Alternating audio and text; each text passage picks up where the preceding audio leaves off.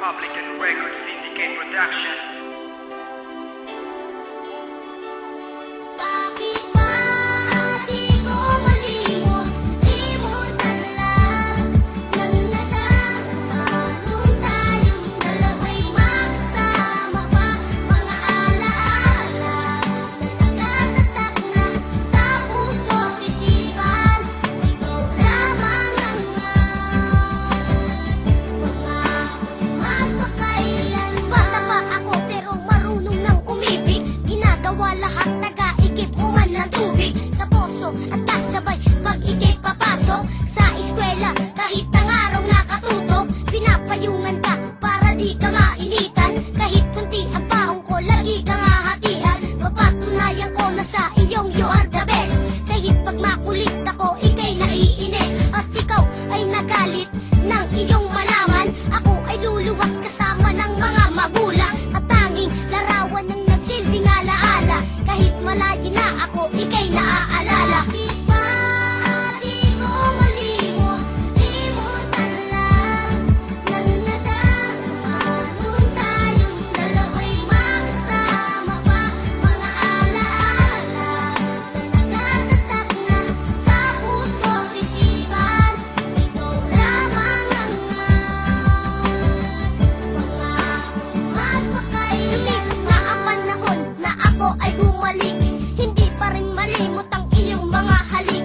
Aking pununtahan ng dati puno ng manggahan. Ako ay nagulat ng tinawag ang pangalan. Napatingin ako, ang laki ng pinagbago. Ang aking nadaramay hindi na maitago. Regalo ko'y damit na iba't ibang disenyo. Ganyan magmahal ng isang batang genyo. Ngunit hindi pala iyon ang tanging paraan. Nalaman ko ang puso mo ay meron ng laman. Napag-isipan ko huli na lamang lumayo. Habang lumuluha kami na masdan kang palayo. Bakit ba di ko malimot? Limutan lang ng nadaraan nung tayong dalawa'y magkasama pa. Mga alaala na nagtatatak na sa puso't isipan. Ikaw lamang ang magpakailan. Ba di ko malimot? Limutan lang ng nadaraan nung tayong dalawa'y magkasama pa. Mga alaala na nagtatatak na sa puso't isipan. Ikaw lamang ang magpakailanman.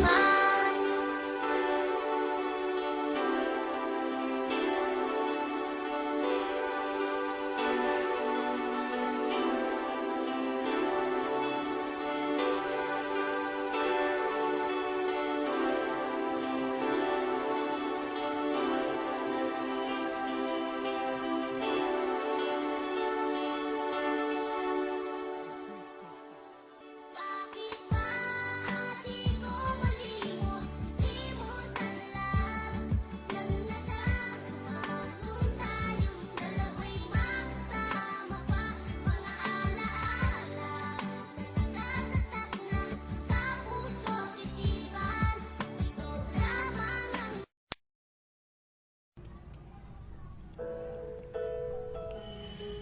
This is Issue once again, and I'm back with another blog about love.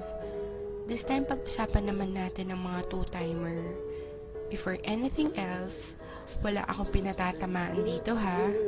Ito yung kadalasan lang naman nangyayari. Reality kumbaga. Masarap mag two-time, di ba? Yung tipong dala-dalawa sila, tatlo-tatlo, minsan 10-10 pa nga eh. Pero minsan naisip ba natin kung anong epekto nito sa mga nasasaktan natin? Masarap mag two-time. Pag natapos ka sa isa, lilipat ka naman sa isa. Tapos sa iba naman hanggang sa magsawa ka. Tapos iiwan mo lang. Kasi may nakita kang mas gwapo o mas maganda sa kanya.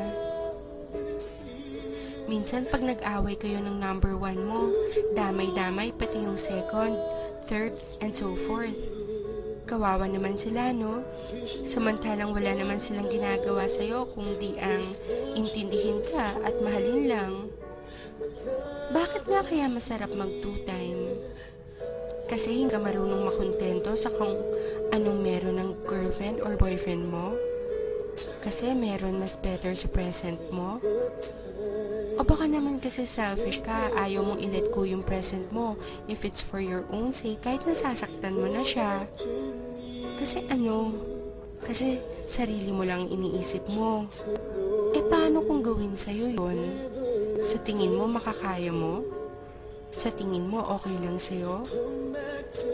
Di ba masakit din? Tsaka, saka mo malalaman na mahal mo pala talaga siya pag may mahal na siyang iba. Pag hindi na ikaw ang mahal niya. Guys, masarap magmahal at mahalin. Sana lang, marunong tayong makontento sa ibinigay sa atin. Tayo-tayo na nga lang ang nagkakaintindihan. Tapos tayo-tayo pa ang nagtataluhan. Guys, wake up. Mahalin yung mga girlfriends, boyfriends nyo. Be loyal. Sorry sa mga natatamaan ko. Ginigising ko lang kayo sa matagal yung pagkakatulog. Baka kasi paggising nyo, wala na yung taong nagmamahal sa inyo ng totoo.